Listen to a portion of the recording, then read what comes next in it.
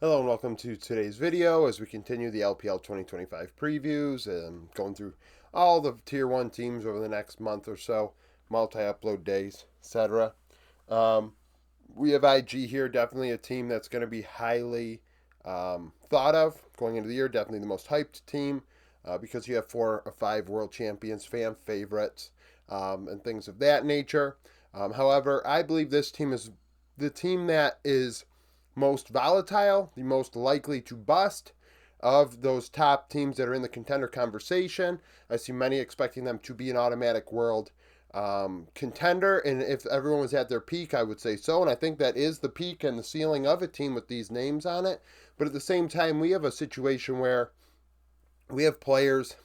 I mean, the Shy and Rookie won a championship together, and JJ and Mako won a championship together, and Gala's won a couple MSIs on his own, solo dolo, on RNG. But you mix all these guys together, you mix what I see as a carry-oriented top laner, a very, very good, one of the best mid laners ever, and Gala, who is extremely underrated, as Kais is probably the best ever, and then Mako's in the conversation for one of the best supports ever on a team. But they've built that reputation over a long career. This team is not young, and that's a thing too. Like, this team is relatively old compared to what we've seen winning worlds. So that is a thing. But IG going into this season, based off of stats, are second place. I mean, the Shy, and that's even accounting for the Shy not playing. Technically, I don't have a rank up there because he is not ranked because he didn't play last year. If he was in, hell, he's definitely ranked better than where the stats would have him because he didn't play. This team would be first, but because of that, they're second. Have not made the playoffs in any way the last 3 years. IG, of course, definitely, went into a rebuild mode. Their roster has been in shambles, mixing and matching all these random players together, and it just not working. The Shy, there's no stats to go over. He's 25 years old, former world champion, runner-up at Worlds as well. When he's on, he could be the best top laner in the world, but there are games when he is off, and he absolutely sucks. But that is kind of the double-edged sword with the Shy. That's who he is. And he is very, very creative in the top lane with his champion pool. And that's why I value him highly in that regard. But sometimes that does not work at all. And so that's a thing. And he's high resource because he's a carry-oriented top laner at his best. JJ in the jungle, ranked first amongst LPL junglers last season, did get injured with EDG. I think he fell in a bathroom or something and hurt his hand, and was replaced by Monkey. We saw Monkey's stats weren't that bad when we went over BLG's roster, and JJ comes in and he's dominant. He looks like he's playing the best he's ever played. 3.1 KDA, 77 KP, 3 out of every 4 kills. He was the driving force for EDG, which isn't a surprise when you look at the roster last season. 6.7 CS per minute, positive 1.1 share percentage, 1.33 damage divided by gold. At 15 minutes, down 105 gold. So keep that in mind. High farm, but down at 15 minutes. So he was eating resources in the mid to late game on that roster. 4.38 vision score per ward placed, 16 champions in 47 games, is 23 years old. Brand, Lee Sin, Zyra, 45% of his games played last season. Tyrion is the backup, had a 3.1 KDA, a 72.3 KP, 6.6 CS per minute, 1.16 damage divided by gold with IG Young. 12 champions, 30 games. I doubt that any of these backups are going to compete at all with these starters. Rookie in mid lane, ranked first last year amongst LPL mids. His stats graded out better than Knight, despite Nip not getting to Worlds or anything of the sort. Rookie was excellent. He really was. And it does make me wonder now at 27 years old, was that his last, hurrah? And, Faker, yeah. Oh, well, Faker, look at what he's doing at his age. Yeah, let's see what Faker did over the entirety of the season. Yes, he was World's MVP. He put the team on his back in games 4 and 5 and won Worlds. But where were T1 before Worlds? We saw them barely get into Worlds to begin with. Yeah, they won EWC. That's whatever for a fucking tournament. That's whatever. MSI, they got to MSI, but like, it's just it wasn't because of Faker. And can Rookie play that Faker role and take a step back? I mean, resource wise, I think he could, but champion selection wise and part of the team, I don't really know. And if he doesn't, I mean, with the Shy can play that role of more of a carry oriented top if Rookie takes a step back. It's just there's things with this team that are going to happen, and it very well could come to a head. I can't stand, the Rookie is washed shit. He's not washed. He's just past his prime.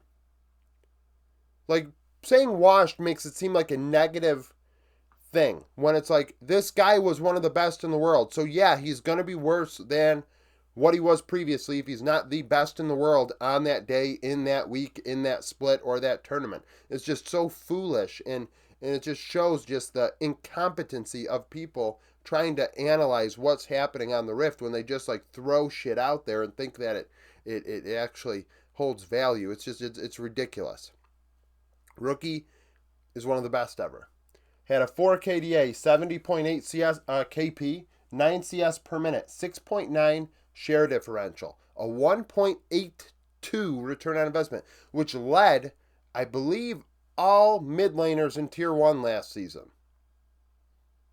He had the most damage out of the gold he received. And something important with Nip, 7% share differential. He had 7% more of his team's damage than he received in gold. He was the carry despite getting less gold than Fodic.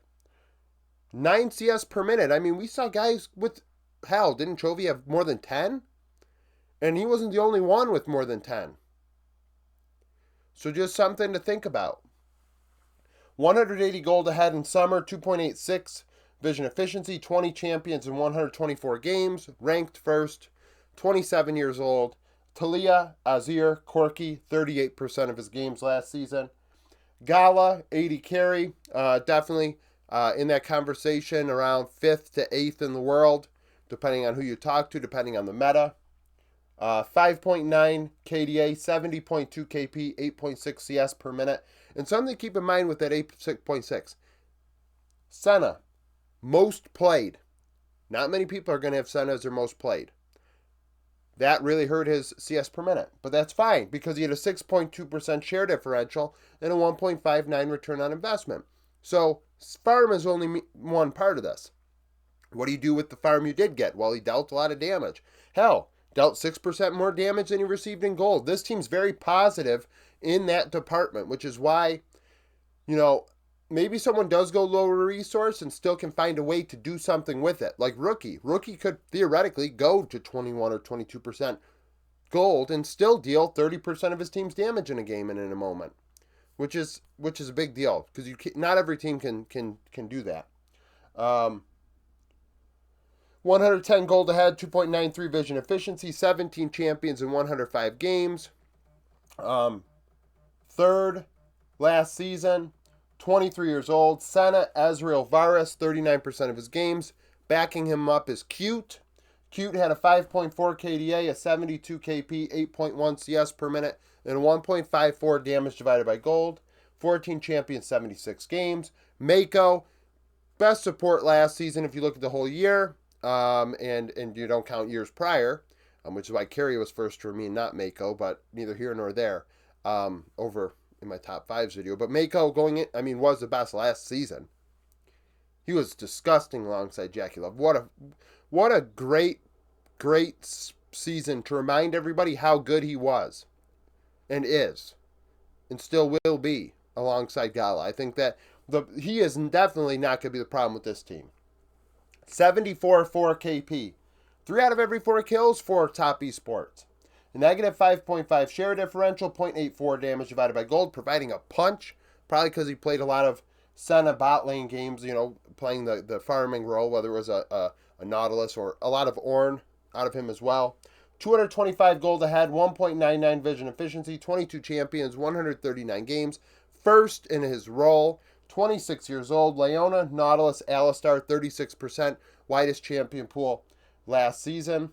Backup is Jerry. Jerry is like 23, 24 years old. Has been around the block in the LPL and LDL. Will be the veteran presence on that team. IG already planning for the future, knowing the age of their roster. 3.7 KDA, 76.1 KP, 0.76 damage divided by gold, 16 champions, 76 games. Daney is the head coach, was on that DK roster that did win Worlds as one of the coaches. 94 and 62, 60% win rate in the regular season in the LCK and LPL. 52 and 47 in the playoffs for 53% win rate. And 40 and 24 internationally, 63% win rate. Sorry about my phone going off in the background. This is fucking silly. But regardless, this roster is going to be very competitive. And I think one of two ways. Either it's going to live up to expectations, but the expectations and hype are so high that I feel like it's not going to meet those. It's more likely that this team doesn't get to Worlds. I just don't think it's going to happen. It's going to be at regional finals, I think. And then I just feel like this roster is the type of roster that's really hyped, doesn't get it done. People say a lot of out-of-pocket, foolish crap and make themselves look like idiots when the season comes to an end. And it's just like, just get the receipts for those folks, because you just know that those people are the ones that should have no business discussing sports in general. But yeah, I don't think that this team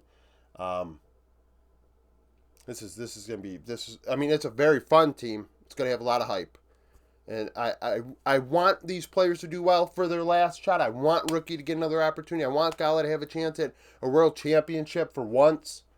But I mean, it's going to be tough. So thank you for watching. If you like the video, like it. Subscribe to the channel for daily League of Legends content. Follow me on Twitter. Join the Discord. Become a YouTube supporter. And hope to see you again tomorrow.